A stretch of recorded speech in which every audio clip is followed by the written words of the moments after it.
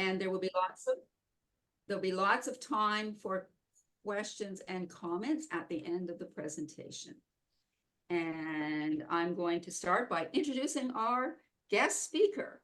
I'd like to say, first of all, before I go into her bio, that I've been lucky enough to see Louisa in person twice. And I have to say, she is fun and engaging. And if she could be in every Rotary Club, we'd be doing a dynamite job. Just wanted to put that out there. Okay, Louisa Horne is a past chair of the district leadership team and is the incoming Rotary coordinator for Zone 28. And for those of you that don't know, that's our zone. A member of the Rotary Club of Halifax Harbor since 2005, Louisa was inspired to join when her younger daughter was selected to be a youth exchange student. She's been really involved.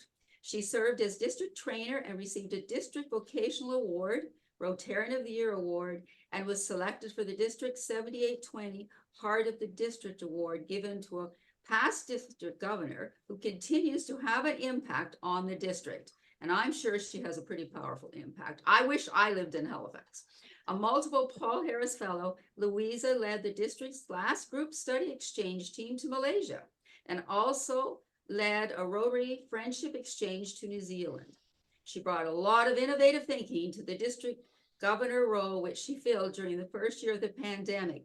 And I'd like to say that one of the first things I learned about her was she refused to be called governor, except on formal occasions when she was the district governor. Louisa is known for creative approaches to leadership, and she's always looking for opportunities to increase impact and the irresistibility of Rotary. She describes herself as a shift disturber. I love that comment, shift disturber. And together with her road terrier, Beacon, which also has a Paul Harris Fellow, she embraced the idea of flamingos, and she has one of those too, of change, and continues to seek opportunities to explore creative ways to be Rotary. She has been an RI President's Rep multiple times and has facilitated workshops at 2 international conferences, spoken in several overprescribed RI webinars, and been keynote speaker at numerous President-elect training sessions and other training events, as well as at district conferences from Texas and Illinois to Massachusetts and in various Canadian provinces. That's enough. That's enough. Her pit sessions on irresistible clubs were described as powerful and phenomena, and I should have shared some of the pictures she sent me because it certainly shows her personality. I give you Louisa Horne from Halifax, Nova Scotia. Thank you. My goodness, you make that hard by putting all of that on there. So I'm just going to get the slideshow started, and hopefully you can tell me if you are seeing the first slide, and hopefully you're seeing the proper view of it, where that slide is filling the whole screen and not seeing the next one. Is that correct? No, we can see the slide, but we're not seeing it full screen. You're not seeing it full screen. Okay, so just a minute. We're going to try and fix that. Okay.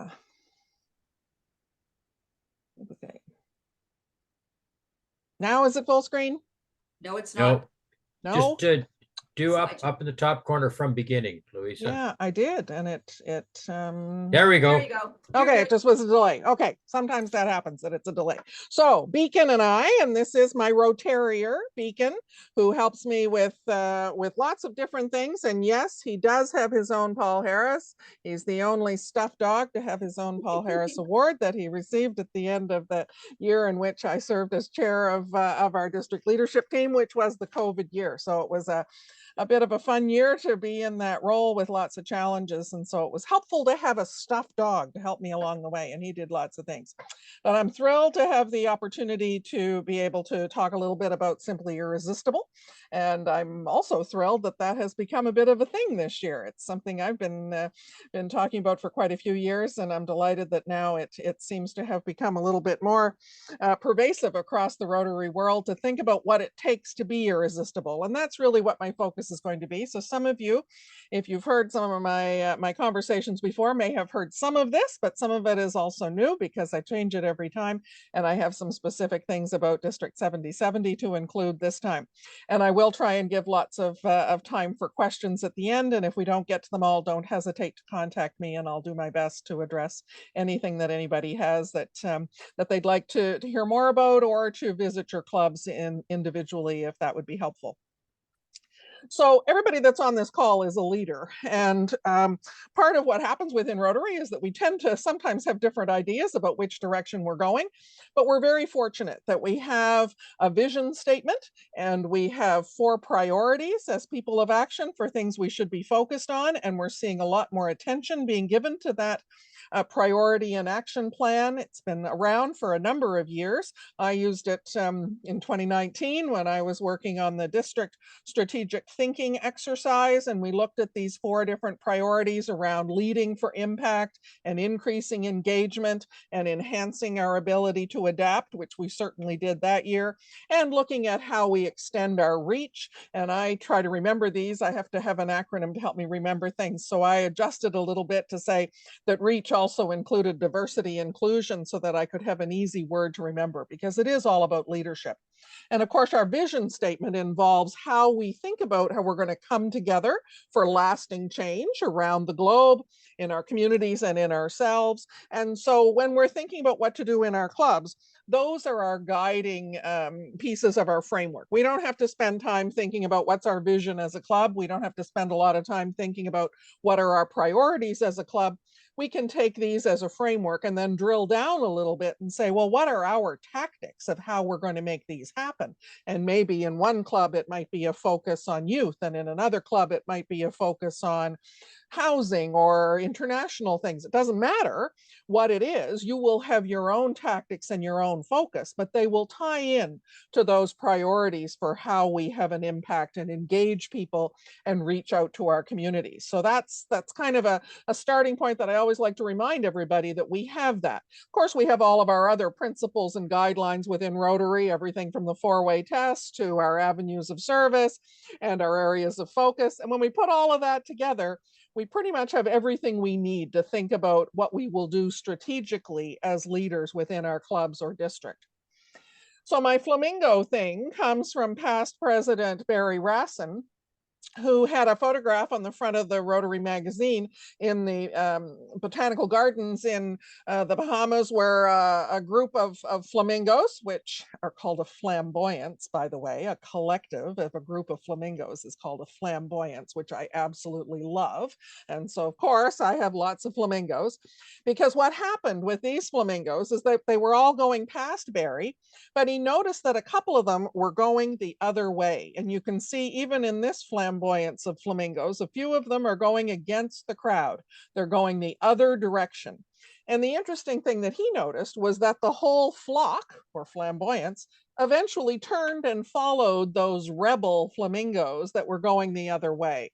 And I love that metaphor, and Barry ended up having pins with it, and it kind of took off, and I've continued it, because the metaphor, I think, is so important that for us in Rotary at this particular time, especially where we're seeing continued challenges with membership and with our reach, we need to have the courage to sometimes go against the crowd and go against the "that's what we've always done" kind of thinking and do some things differently. And so I'll encourage you to think about being flamingos as we go through this conversation, and what you can do to be those flamingos of change. So I'm always interested when I'm in person with people. I want to know, how many flamingos have we got in the room, and how many people are prepared to do some things differently?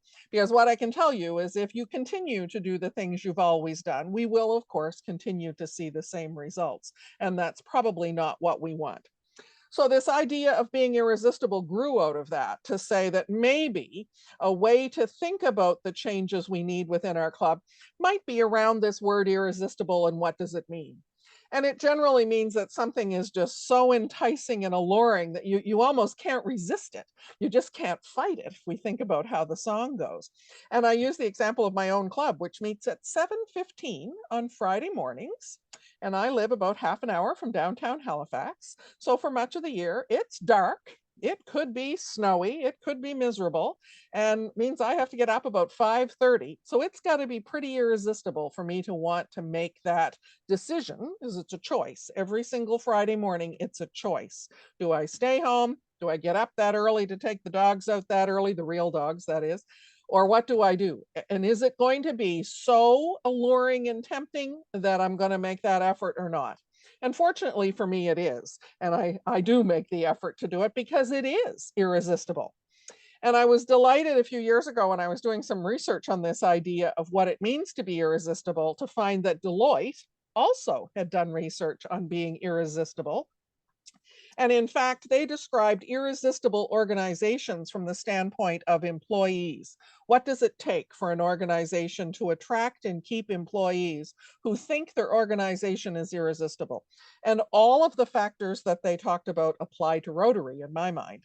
Meaningful work, supportive management or supportive leaders, supportive team members as part of the organization, a fantastic environment. They didn't say a good environment or even a positive environment. They talked about a fantastic environment, which I think is so relevant to us because we know that when people leave Rotary, it generally has something to do with the culture of the particular club or the environment of that club. And clearly it's not fantastic if people leave so quickly. And we know that most people leave that do within the first couple of years. The first 2 years or so is when we see most people leave. So it's not a fantastic environment if they leave so quickly. There are growth opportunities and there's trust in the leadership. And so the question is your club like that? And I've been interested to see that even since then, other leading organizations, and I'm not going to go all through this, but a leading HR and consulting firm, Mercer, did some research just recently about what they talked about as relatable organizations, which also to me meant it was relevant to Rotary. And look at the things they talked about: relevance, partnerships, well-being. They used the word employability, of course, because they were thinking about it from the employment perspective, but they're talking about building skills and then harnessing collective energy. Well, I think that's what we do too. So we know that these are the things from lots of different contexts that make a difference. So then I take that and think, okay, then what is it when it isn't like that? What are the things that we see in Rotary clubs that are not irresistible, or districts that are not irresistible in terms of district leadership? As that was one of my goals when I came into that role as the district governor, was to make that an irresistible place to be, because we weren't seeing people lining up at the door to be part of district leadership. And I know that many districts are still that way. They may be struggling to find their district leaders, which means that's not irresistible either. So that was part of my change effort, was to make it irresistible. And these are some of the things that I've noticed over the years in clubs that I've worked with that are not so irresistible. So I'd like you to think about whether or not these things kind of apply to you as well as we talk about this. So first of all, the clubs that are not so irresistible, in general, they're ones where not much is changing. The rituals and the culture may have stagnated a bit and they don't have that balance. Now, this is not in any way saying that we should stop the rituals or completely change all the cultural aspects of our club, but it is saying we need some balance. If we're not seeing some continual change and continual updating of how we do things, we're probably not going to be irresistible. And this would be the result, that new people don't stay, guests maybe come once and they don't come back, new members join and then they don't come back the following year. Those are signs. Things are not very irresistible to them. And even more so, and I've seen this in some clubs, I worked with one club within my own district some years ago, where the habit was that at the end of a year, the president would take a leave because they were so exhausted, because they were expected to do so much, and there was no succession plan, there was no continuity among last year's president, this year's, next year's, and maybe the year after that. And in the most successful clubs, they even know the one the year after that. And those folks are all working together with a clear governance model that works for them. We see a lot of clubs where people are not inviting their friends and colleagues and relatives. And when you ask them why are they not inviting them to their own club, they're usually a bit of eye rolling and a few little hums and haws about, well, I'm not sure other people would necessarily like it. They don't have that pride or that commitment to helping their own club be irresistible. Minimal diversity within a club. And diversity, of course, has many lenses. It's not just an ethnicity one or a racial diversity, but age, gender, sexual orientation, educational background, work type, different types of professional backgrounds, education, religion, all of those things are lenses of diversity. And if we don't have diversity within a club, we're not going to be attractive to the range of people. And when we say we want to reflect our community, we're often not doing that. And when people come to our Rotary website and they see photographs of very diverse groups, younger people, middle-aged people, all different types of people, they think that's what they're going to see. And if they come to a club and see no diversity and no effort to address it, not very irresistible.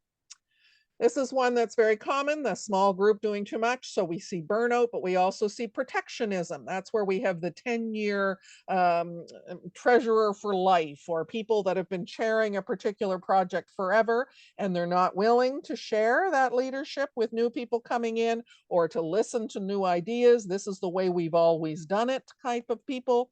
And that generally leads to a couple of things. The new people won't put their hand up to do it because they think, my gosh, you have to do it for 10 years, and they're not willing to do that, or they're shut down when they have new ideas.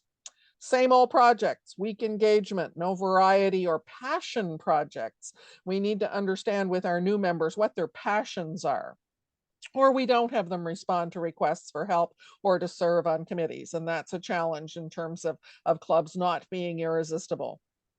Then having a strategic direction or a focus, or now we're seeing a more cause-based clubs, and I'll talk about that in a moment, that many clubs are having a particular focus. It used to be that clubs tried to do as many different things as possible. And in fact, we may have in some cases had awards for clubs that covered every avenue of service and many different areas of focus. And we tried to be very, very general and covering a lot of different areas. And we're seeing that with the I'll sometimes call them mythical younger professionals that we want to attract, or younger people, not necessarily professional careers as such in the purest sense of that definition, but people from all different backgrounds.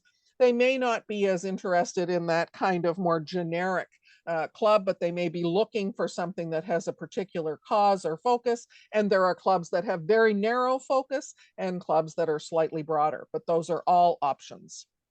The other one that we hear quite often is how Rotary's been a best kept secret in many communities. We've come from a background of being very humble and not talking about all the great things that we do, but we know that to be successful now, the community does need to know what we're doing and who we are, and we have to get past that.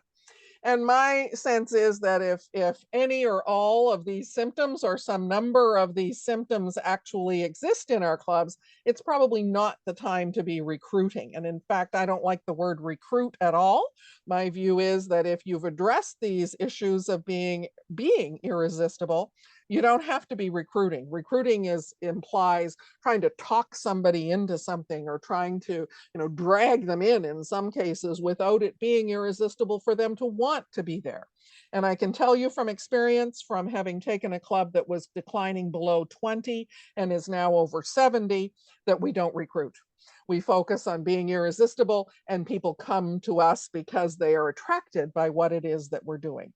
So I'm going to take a breath and just see if anybody has any questions or comments on what I've said so far before I keep going, because I don't want you to forget if you have a question, or you can put it in the chat and somebody can tell me later, because I can't monitor that at the same time. Any comments on this slide? Tina, are you seeing any comments or questions in the chat line? Nope, not so All far. right, does anybody have a burning question at this particular moment? John Burns has his hand up. Tina, I'll let you take over. Yeah, just a comment. Just like yourself, Louisa, as I've been making my visits this year, I'm seeing every one of these things you have on the screen. Thankfully, not all in one location anywhere. So, it's there, it exists. Everything you've got there does indeed exist. Well, I'd like to say thank you for that, but I wish you didn't have to say it. But yeah, it is still there, and I see it and I hear about it. more often than I wish I did. And so sometimes we have to just call a spade and put it out there and give people an opportunity to think about whether or not this is them and to look in the mirror. I spend a lot of time talking to clubs about you've got to really look realistically in the mirror. We tend to say, oh, we've got the greatest club. We're like a family. It's all wonderful. But is it really, when we look in the mirror to see about whether or not people are being objective, and what's it like to come to your club? What are all those moments of truth? Joe, I see you've got your hand up. Yeah, I'm going to shift to stir a little bit, Good. and be a wee bit contrary. You know, you're always. I think there's probably not a club anywhere that doesn't have some of those things. And isn't the way to change some of those things to bring in new members? So not to say, oh well, we're not perfect yet, we can't bring in any new members. Like, isn't that the way that clubs change, when they bring in new members with new ideas? And then some of those things start to change. I agree that you have to be bringing in new members, but you have to acknowledge that these things are issues that need to be worked on. I've seen a lot of clubs bring in a lot of new people. In fact, we had a club in this district, and they don't mind me talking about them because they talk about them themselves. It was the Charlottetown Club that was approaching 100th anniversary, and they wanted to have 100 members. So they just went crazy bringing in new people. And I think they brought in about 30 people in 1 year. And they didn't address some of the underlying challenges that had caused the club to go down from over 200 at one point to well under 100. And basically all of those people have left because they didn't put an active focus on addressing the challenges within the club. And so not only did we have about 30 people leave within a year or two of that very aggressive recruiting effort, but we had them leave and not be very positive in talking about their experience. So yes, we all have some of these things happen, but it's what are we doing and what are we making clear to those new people that come in to say, we're working on these things and we're ready to listen to you and we're ready to look at how to enable your passion projects. I think that's probably the key thing that we're seeing about attracting new people, is that they have an interest, they have a passion for something. And instead of saying, oh, we want you to come into our club and these are the committees and these are the projects and where are you going to fit in? Instead, we tend to be saying, for the successful clubs, what would you like to change in the community? Where's your interest and how can we enable that for you? And we're working on this evolution and this change, and we're going to support you in doing that. So I think there's a balance there, Joe, that we have to address. Joan. Oh, I was just going to go to the top one. Nothing's changed in a long time. The rituals and culture and the lack of balance between old and new. How do you go about that? We've made some changes, but there's still a multiplicity of things that I think need to be tweaked. How do you do that? So that's the $1 million question. And I'm hoping I'll address some of that as we go forward. So thank you for that question. That's the last one I'll take for right now. It is again, looking in the mirror, identifying them, and then prioritizing. These are the couple that we're going to work on for the next quarter. And then we're going to look at a couple of more, because maybe some of those rituals involve your meeting agenda. So let's just try once a month to have a different agenda and just see what happens, right? We're not going to turn everything upside down. Let's just try it for a month. And then let's try something else for a month. And let's see how we can adjust that. Or maybe we say, you know what, we've got a mix of people now. We've got this smaller group of fairly new people that have come in that would like to see some things done differently. Why don't we start a satellite? Why don't we look at a way that we could have that small group maybe meet at a different time, a different place, a different way, a different agenda, still be members of our club, but give them the freedom to do something different? Or we have this group of 4 or 5 new people that are not really given an opportunity to try something new. Let's give them $500 and have them do a project where we're asking them to double that. What would they come up with? Give them full freedom to go ahead and do whatever it is they want to do, and let's see what happens. Right? So it's picking some small things and just kind of ticking them off one at a time, which is what we did when we did this shift from below 20 to now over 70, was to say, we got a whole lot of things we got to deal with. Everything from the cost, the quality of the meal, the location, the service projects that are kind of dead, the approach to fundraising, the pushing people to sell tickets, a whole list of things we had. Let's just start crossing them off one at a time. We're going to address them. And as it happened, we became more irresistible and more people started coming. So not to say it's easy, but it's the looking in the mirror, figuring out what needs to change over time, prioritizing it, and just go at it one at a time of how it's going to evolve. So let's look at some of the things that are possible. We've got way more flexibility now than we ever had before. And certainly there are people who think, oh, if we just went back to the way it used to be, where we had more rules and guidelines, everything would be fine. That's not the case. We know that that is not the case when we look at successful clubs. And there are clubs that are growing. There are districts that are growing. You're in good shape this year from what I'm seeing. So that's good. We'll look at that in a minute. But overall, most clubs and most districts and almost all zones in North America are shrinking. So we know that the ones that are doing well are taking advantage of the flexibility, and they're looking at how they meet, when they meet, what their projects are. They're starting satellites. They're starting different kinds of clubs, whether it's cause-based or interest-based or alumni-based. There are so many different ways. And so there are those who will always say, well, there's too much. That's the problem. I don't think that's the case. That's not what we're seeing where we're seeing those successful clubs. They are taking advantage of this flexibility, and we all have that within our clubs to do things differently. So I just wanted to show you a few examples quickly of clubs that have formed over the last few years, just to give you some ideas. This is just to sort of prompt your thinking about the types of things that are happening.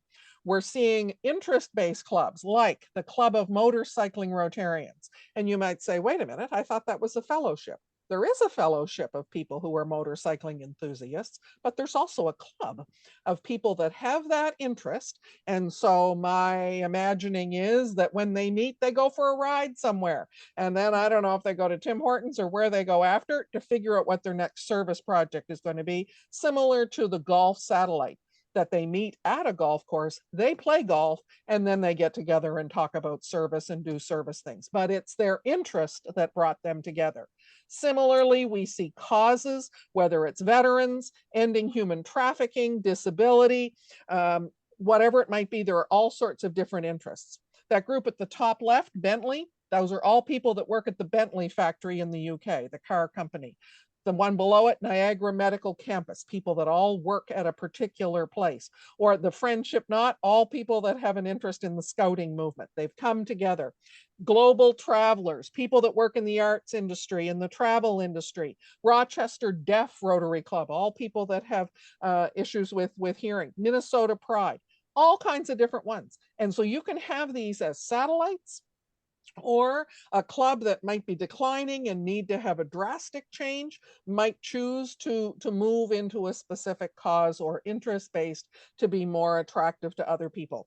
And then the next one is my favorite, and it's just because it's the cutest. And this is one obviously in Australia, and they call themselves the koala lovers. They're not just focused on koalas, but they were smart in saying this could be a bit of a way of positioning ourselves. They're interested in endangered species.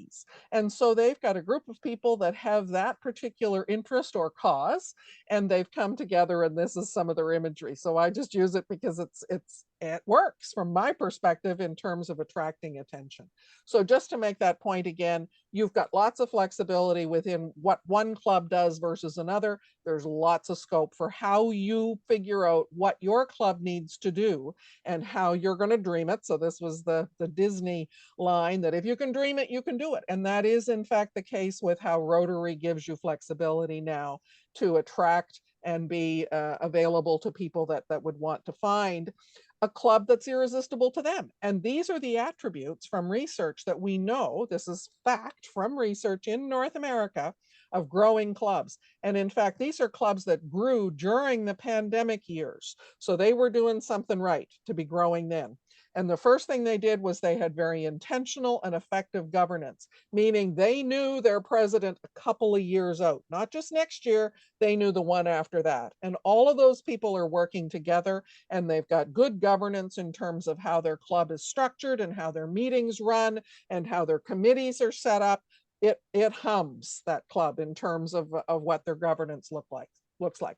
Intentional, again, that's such an important word here. These growing clubs were really focused on making sure people were engaged. So understanding their passions and making sure that there were opportunities for them to be involved in dynamic and meaningful service. So variety, a number of different projects that really leverage those interests and passions of their members, and really looked at the ones that they'd had a long time and were prepared to say, you know what, it's time to stop that. And that's really hard. We had that when we did this transformation of our club, a project that had been going on for years and years, and there were folks that loved it, but it was time for it to be retired. It had run its course. And that's a really hard thing to do because it's a grief situation. People enjoyed it. It was their thing. It was part of their Rotary identity. And we had to get to a point where we were prepared to say, some of these projects have to stop and we've got to do some new things. The clubs that are growing, no surprise. This is kind of an obvious thing, but they have a very strong public image. They're well known in the community. And not only that, they've developed partnerships. They're not stuck on this idea that it has to be just ours. This is our project. We want our name on it and nobody else's name on it. We own it. We've got to get past that. These clubs that are growing are partnering with companies, with other organizations, with Lions, maybe even, with other groups, and they're doing things together because that's what it takes to be able to have the impact. Remember, go back to that impact priority. And of course, they're thinking about diversity, equity, and inclusion in their reach in all those different lenses. And the next level of that is belonging. So they're making sure that people have that sense of belonging and feel like the club is a place that they belong, not that they're kind of left off to the side. And it happens so often. I used the story a couple of times recently that I was in Ireland. My younger daughter lives there. My daughter, who got me into Rotary because she was an exchange student, and that's turned her into a nomad. Her travel experience has taken her many places. And I was visiting her in Ireland and I wanted to go to a meeting there. And so she came with me. And it was an older club, not an unusual scenario, met at a golf club. In fact, 2/3 of Rotary members in the UK are over 70, and a significant number, the majority are over 80 in the UK. And so we're seeing some real challenges there with clubs, which is why they're doing a pilot to try some new things. Anyway, when we arrived and I told them we were coming, they said, oh, we have a scholarship student who's from Nigeria. She's going to sit over here at this table. Hannah, my daughter, you sit over here too with her. And they wanted me to sit with a certain group at the front. So they put these two young women at a table by themselves in the back corner and ignored them. Totally ignored them. No one paid any attention to them the entire meeting, except when there was a tech issue, and they knew my daughter had just graduated from a computer program at Oxford. So they said, oh, Hannah, maybe you could help with this. Of course, she came up and solved the problem. Thanks. Back to the table and ignored completely. At the end of it, she said, Mom, don't ever make me do that again. She's gone to a number of meetings with me, and she's been treated that way numerous times. She has no interest and will not be joining Rotary anytime soon, which is a shame. She should have been integrated. She should have been welcomed. She should have been talked to, as should the exchange student or the scholarship student that was there from Nigeria, but they were both ignored. Happens all the time. So the mirror situation. So I told you my little beacon here, he's my Rotarier, but he's looking in that mirror and he sees a real dog. And he's not a real dog. He thinks he's a real dog, but he's not a real dog. And we do this a lot. We look in the mirror and we think we are great. And in many cases, we are in many aspects of what we do. But there are a lot of moments of truth. And I love that concept from the corporate world. It came from the CEO of Scandinavian Airlines some years ago, of looking at the thousands of moments of truth that somebody had with an airline. We have to do that with Rotary. Every moment of truth, from somebody finding us, getting to the location, parking, getting in, finding the room, the meal, the cost, the projects, the welcome, the table, every moment of truth, and decide, is it irresistible or not? And if it's not, put it on the list to change it. We've got all kinds of research to help us with this. Rotary has some fantastic tools and data. We can collect more within our club, and this is part of how, back to Joan's question, how do we do this? We need to do research on our own clubs, and there are tools you can use to do surveys and interviews. When we did our transition, we interviewed everybody in the club, but then I also found about 30 people who had left the club over the previous couple of years, and we had people interview them. And that was incredibly enlightening about why those people left. Most people say they left because of time or money, but when you drill down, that's not why they left. They left because of something that happened, treatment that they had, bullying, harassment, being ignored, being treated like they didn't belong, not having any effort to help them belong. There's all kinds of things that you find from those interviews and surveys. And you do that of your current and your past and your potential participants about what they're looking for to gather that data to help you. So we also know that the best predictor of the future is past data. So I've got a couple of slides just to look at what's been going on in your club. This is a graph that shows you the membership of Rotary in the US and Canada. And on the left are the numbers for the US, on the right are the Canadian numbers, and the blue bars are the US membership. The orange line is Canadian, and that follows, it tracks very, very closely the trend. And you'll see that in the mid-90s, we have a shift, and every single year since then, the numbers have gone down in the US and Canada, every single year. Not likely to change this year either. We'll continue the way it is. And it's not unusual. It's not just Rotary. It's every other service organization. It's volunteer firefighters. It's volunteers for the hospital. It's any volunteer and service organization has been experiencing similar things because of shifts in the workplace, shifts in our family structure and family life, and shifts in our societal and community sort of cultures. So there's a lot of things behind this. And so it has to take a lot of creative thinking to figure out how we're going to change it. And this one I think is interesting because it also adds the world. Now Canada and the US, the numbers are on the left. So Canada's those little tiny ones at the bottom. US still the blue ones, but look at the gray line for the world, and we see that it levels off at about the same time that we see that decline in North America. The rest of the world has kept us at that 1.2 million. And it's down a little bit again right now for this year, but it's hovering around that number and has continued to grow in other parts of the world as North America declines. It's quite likely that we will see other impacts of that. We've had zone changes with the last zone review. It will probably happen again. That may mean a shift again in the number of directors in North America because we have 17 directors, one for every 2 zones. And it's quite likely that with zone changes, we may lose a North American director in the not too distant future again. And so the power shifts will continue in terms of the overall governance of the organization. But let's look at your district. What we want to see is that obviously attraction, the percent of people who join, exceeds attrition, the people who leave. And we know that the ideal number for a lot of organizations is around that 14 to 15%, meaning that it is normal for about 14 or 15% of people to leave in any given year. People move, people die, people have changes that are significant in their lives, and they're going to be gone. That's pretty normal. In North America, it's about 12%. Not quite where we want it to be in terms of our attraction, and our attrition, 15%. Again, not exactly where we want it to be. Now, where are you? We want attraction to be greater than attrition, ideally about 5% more to give us growth. Your attraction number is about 11.6, about 12%. So you are very close to the North American average, not in the ideal 14, 15% area, but not as low as many places. 12%, again, your average for North America. What about attrition? We want it to be less than 14%. Yours is just over. Again, you are almost bang on the averages for North America, meaning that your attraction, rather than being more than your attrition, is a little bit less. So let's look at what that means. We know about your district trends. We can look at the averages over the last few years, which is what we're seeing with the orange line. The yellow line is a 4-year average looking at the membership shifts throughout the year. We look at what would be an ideal scenario, meaning the green line, which would give you a half of 1% growth for the year.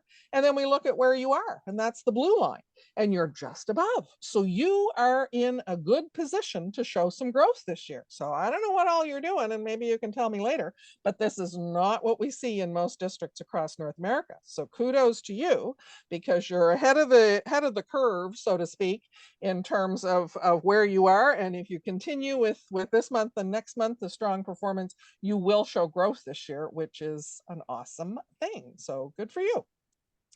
Now, why did that not move forward? Weird. I don't know what just happened here. My slides. Oh, there we go.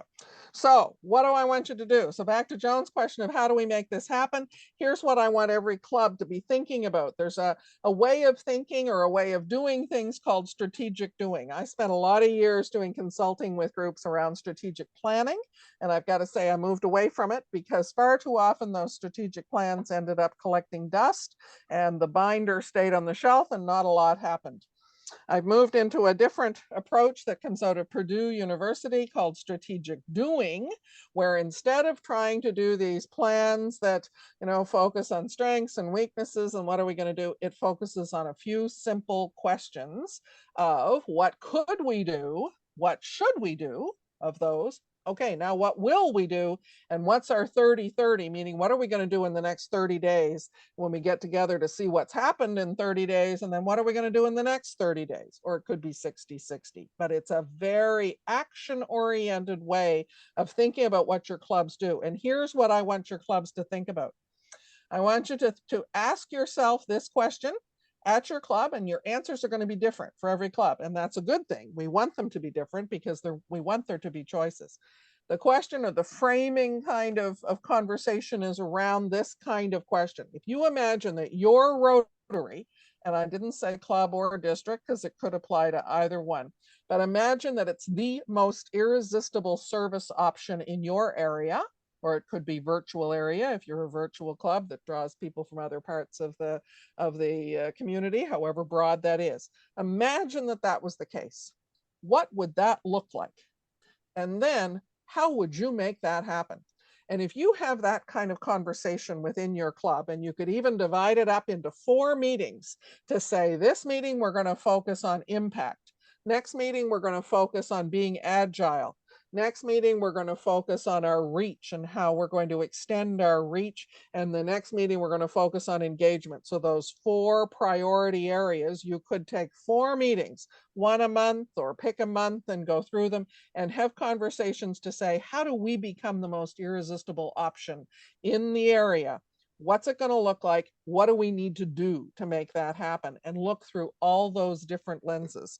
And those are the kinds of conversations that are going to give you some of the ideas that will help take your club to the next level. And those are the kinds of conversations that those clubs that are growing are having.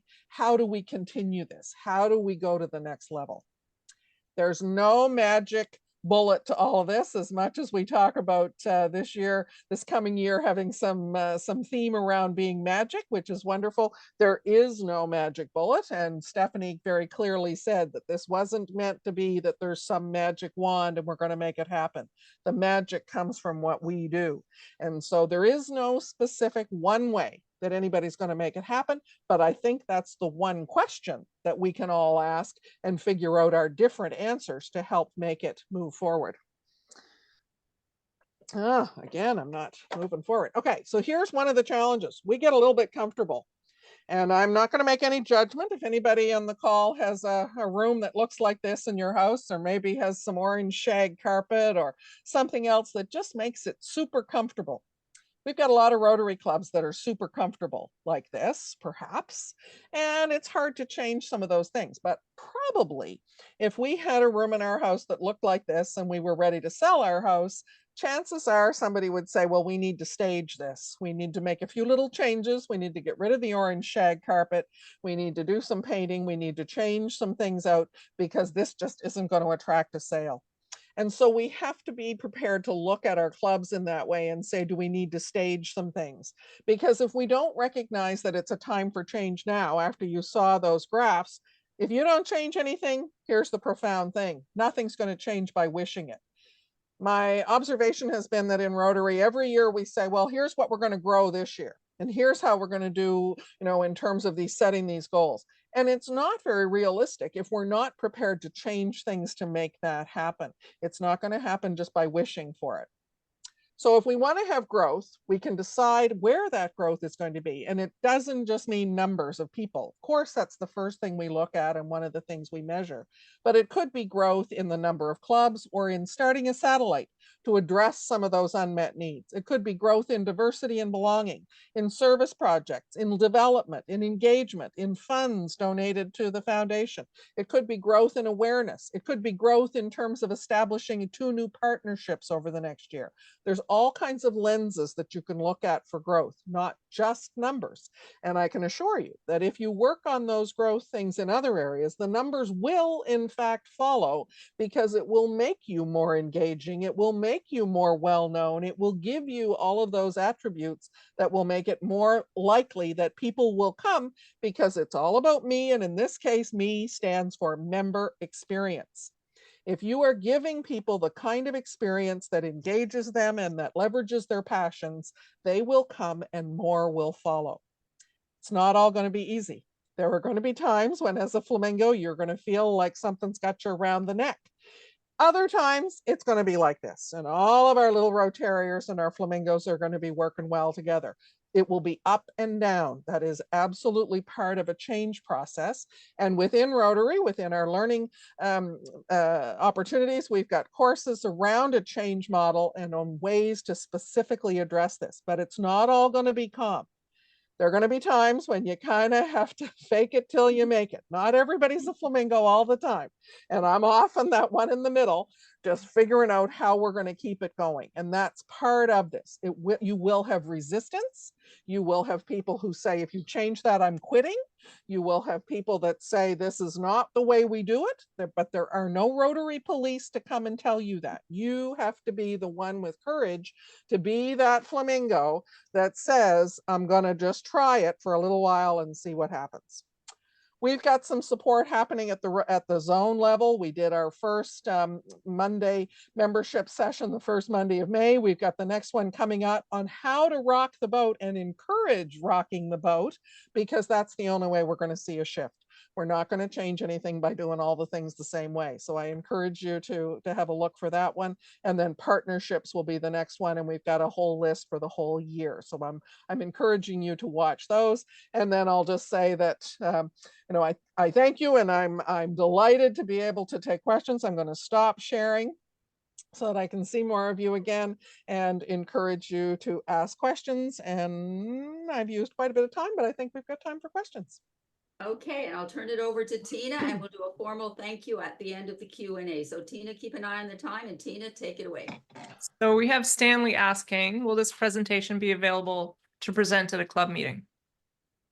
Sure. I think you've recorded, recorded Bob? it, so you can use it either as a program. I'm happy to talk to clubs if you think there would be some interest in that. My slides, the PowerPoint, I can't just email you them because there's so many images. It's just too huge, but I can I can send you a PDF of them. That works. And how would people contact you, Louisa? Rotary Louisa. That's all you Yeah. need to know. RotaryLouisa@gmail.com. Mhm. All one word. Stanley, I know you're from New York. We will have that on our Rotary District 7070 YouTube channel, probably in a couple of days from now, this entire recording. Ooh, God, I should have combed my hair. Thank you, Dave. Any more, Tina? I'm not seeing anyone with a hand up or anything in the chat. Joan has something. Joan notify. Thank you for all of that. Very, very interesting, and I think very appropriate for all of our clubs. One of the things that I think we need to focus on is diversity, and I'm wondering if you have suggestions on how to bring a more diverse group into the club.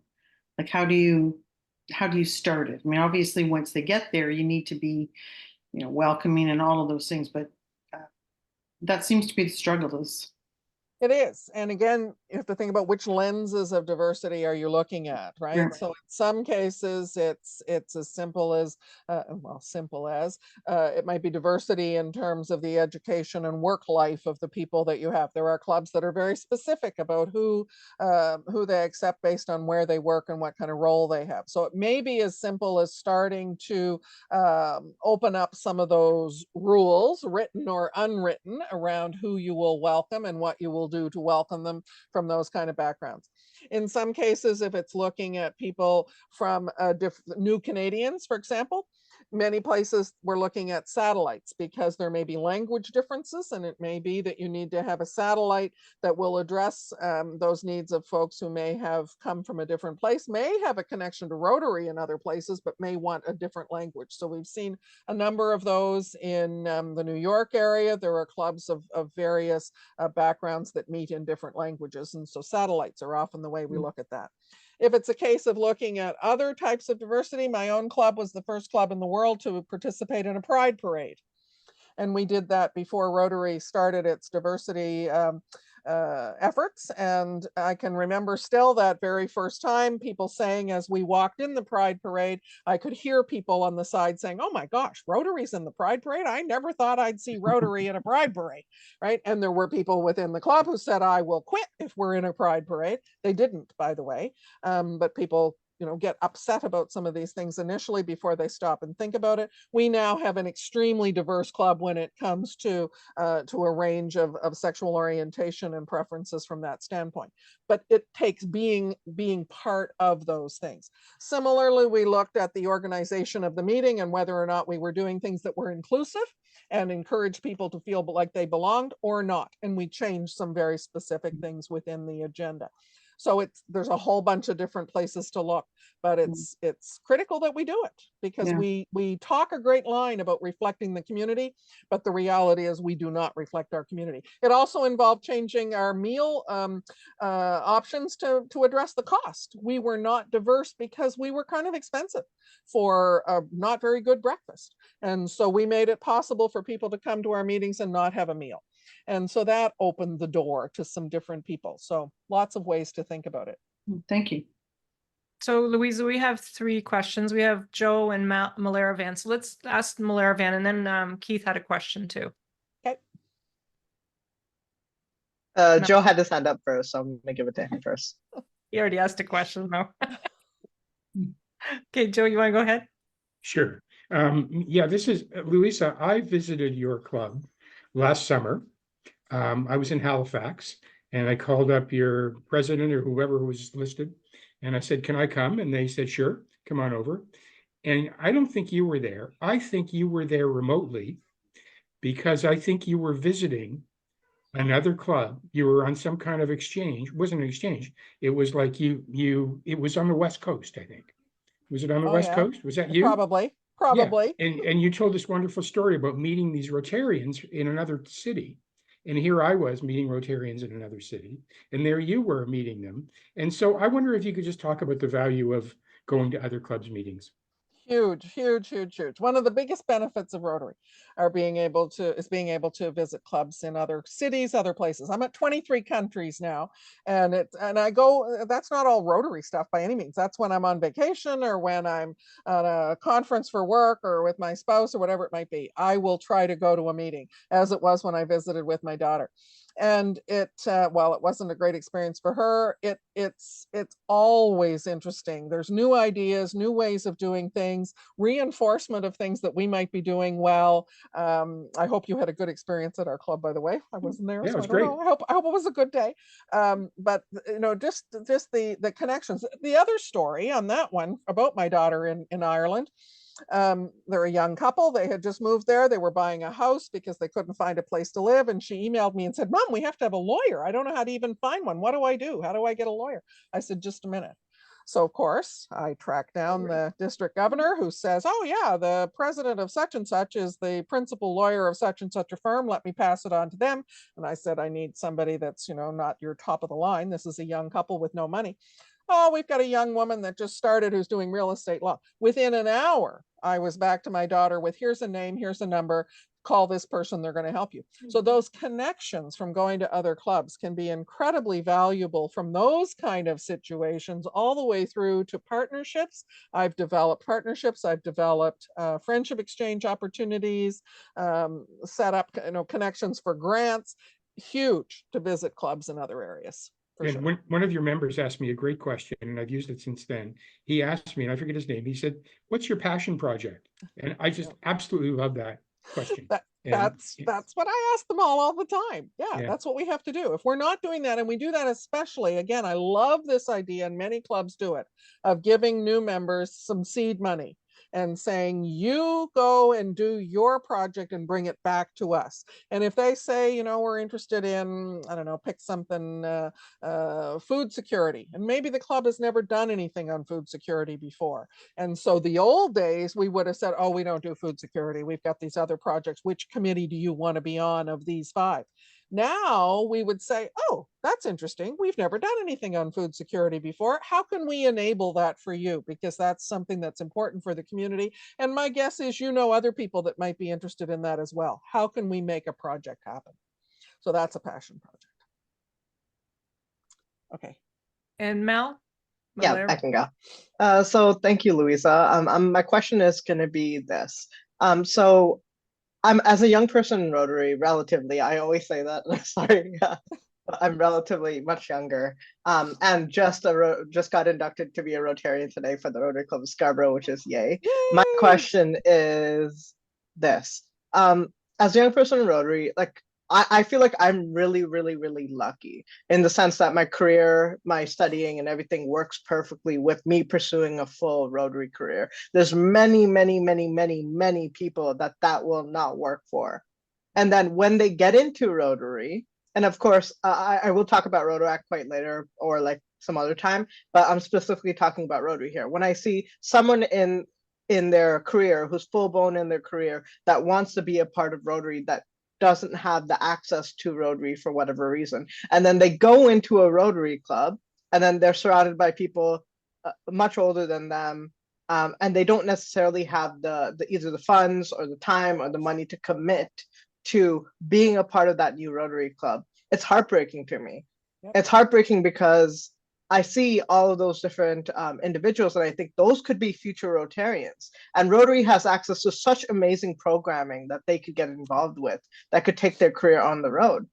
And it's, do you see us like in 5 years time or 10 years time changing to that level to be able to be fully accessible for all individuals across the board? And do you see like the future of Rotary as more middle-aged, younger individuals going on to retirement, or do you still think that pure age demographic of Rotary will still remain the same?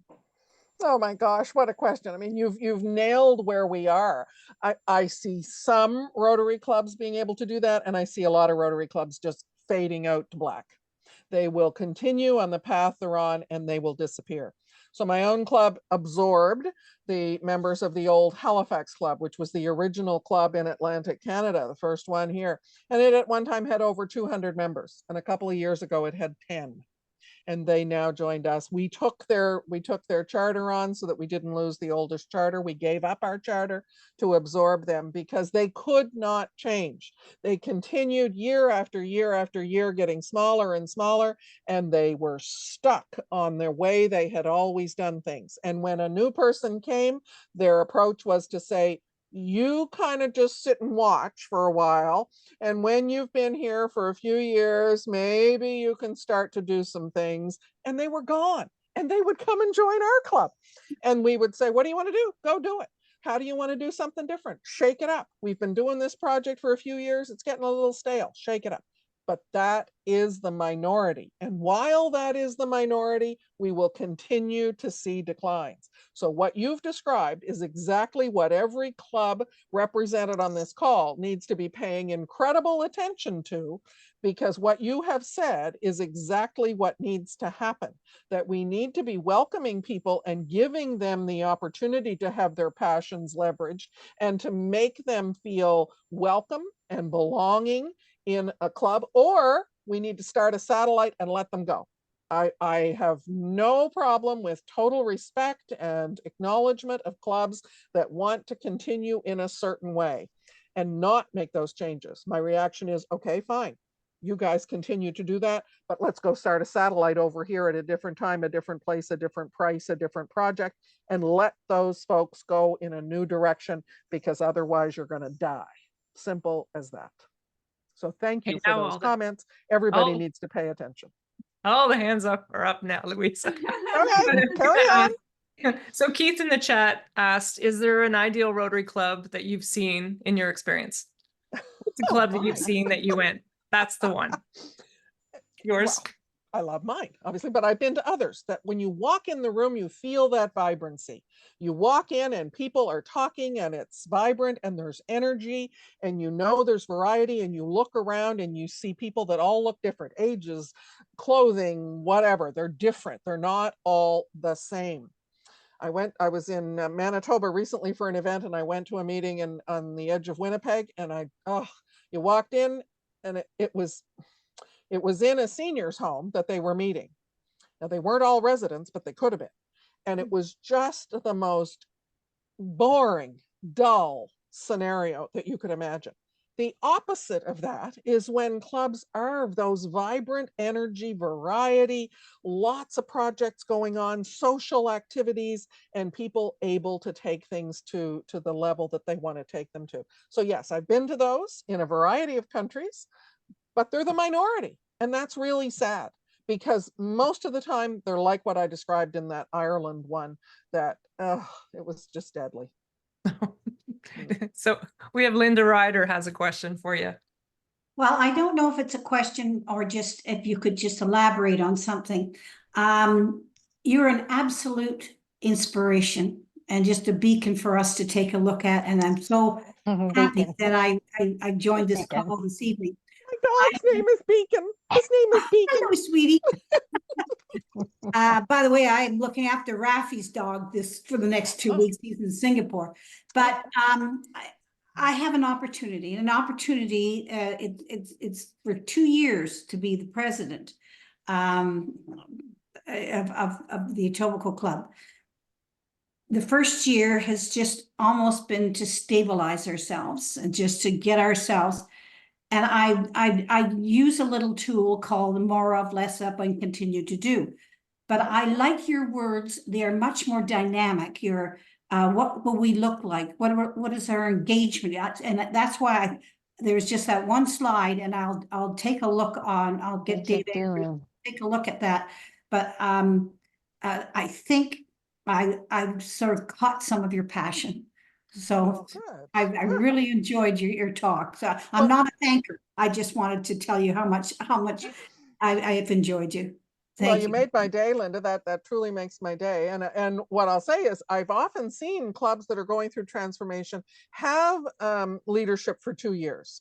And I think that's a very positive thing, because you can't make a total shift in 1 year. It takes about 3, is my experience. It took 3 to turn our club around. It took 3 to turn our district around, because I worked at that for several years very strategically before I came into the role. Now, unfortunately, after the year that I was in that role, we had more of a pandemic scenario with folks that didn't necessarily keep the pendulum going that way. And then we had another district join us, and the pendulum swung back the other way. And that can happen if you haven't had time to really institutionalize change. We've institutionalized the change at my club level, and it takes a while. So stick with it. Thank you. Thank you. So Virginia had her hand up, but she put it down. So now we'll go to John Barrett. Yes, thank you. I'm glad I joined this meeting. I had something else going on. I'm doing 2 things at once here. Your message is simple, it is powerful and intimidating. Yeah. And I have to say, it's really appropriate to where I find Scarborough. I see we got 5 members in here. I'm just delighted to see that.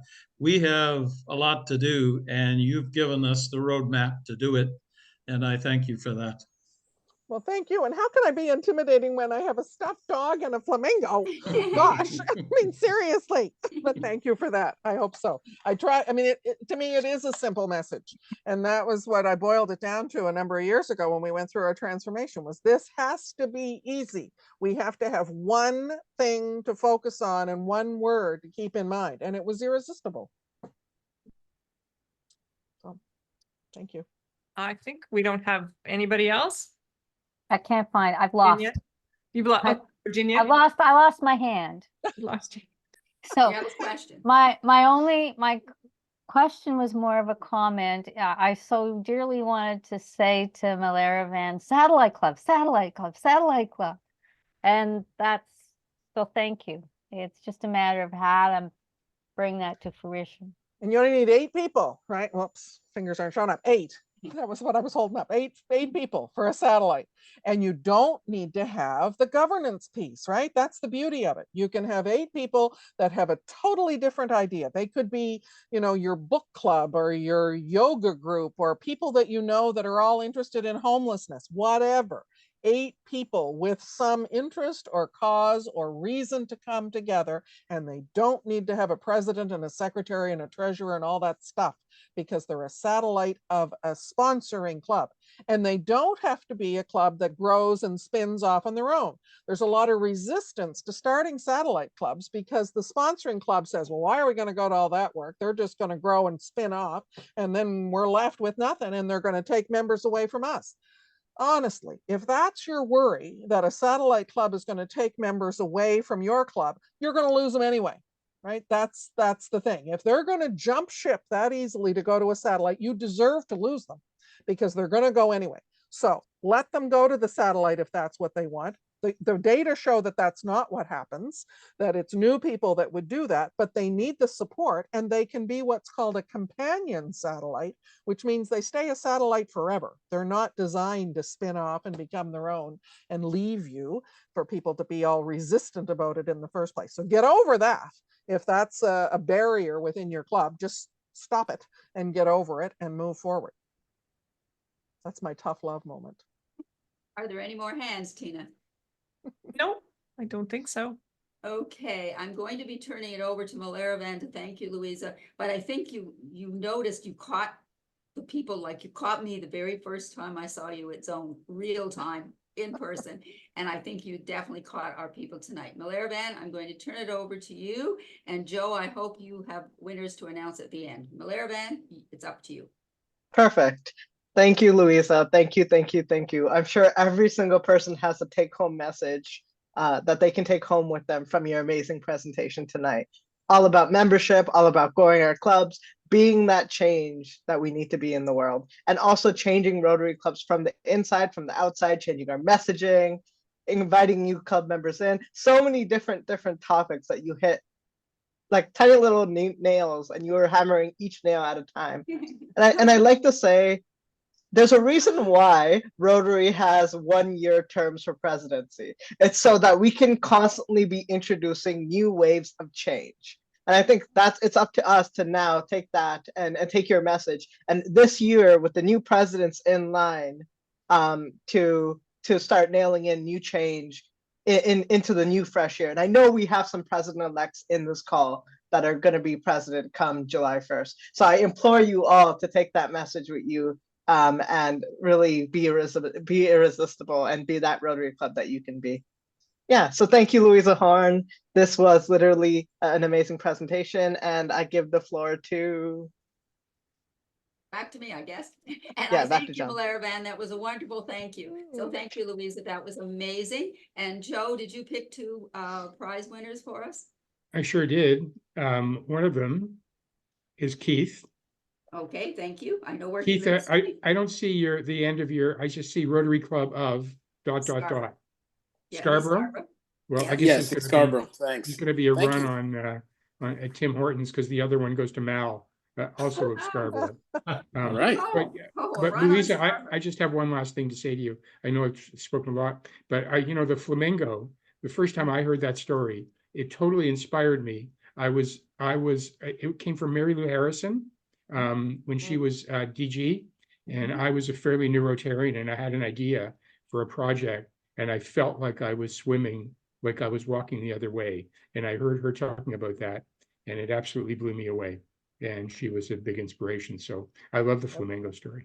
She's a fellow flamingo lover for sure. So yes, please be flamingos. Please come to our first Monday membership meetup. The next one is, as I said, called Rock the Boat. And it's about, you should rock the boat, not don't rock the boat, but do it, rock the boat. And now that you've heard Louisa, you should have a pretty good idea what it might be like. So it will definitely be rocking. We'll be rocking. And I thank you very much, Louisa. And Louisa told a wonderful story about how she, through Rotary, got a lawyer for her daughter in Ireland. Some of you weren't on the call when we were talking about Drew Kessler and his family, who were in a significant plane event flying from London, England to Singapore, and the plane had to drop 6,000 feet, if I've got it correct. And Drew got a broken neck, his wife got a broken back, and their two boys were with them, and they went through significant trauma, I'm sure, and they are being looked after and helped by Rotarians in Bangkok. And I would just like to say that Jim Ludit, myself, and Susan Roper, a Rotarian, contacted us from Nigeria. His niece was dying here in Scarborough, and we three stepped up as Rotarians to help make that journey a little better. So Rotary is out there for you, and you can always use that. For those who got inducted today, that little card with your Rotary number and all that, you just take that and you're good to go. You can even get into headquarters in Chicago. So thank you again, everyone, for staying with us. It's a lot of people who stayed beyond the time. And Louisa, once again, I thank you from the bottom of my heart. It was as awesome as I knew it would be. And thank you Thank to you Jim for and inviting Cisco me. Online for getting you hooked up with us. Thank you. Thanks so much. Enjoy. Bye-bye. Good night, everyone.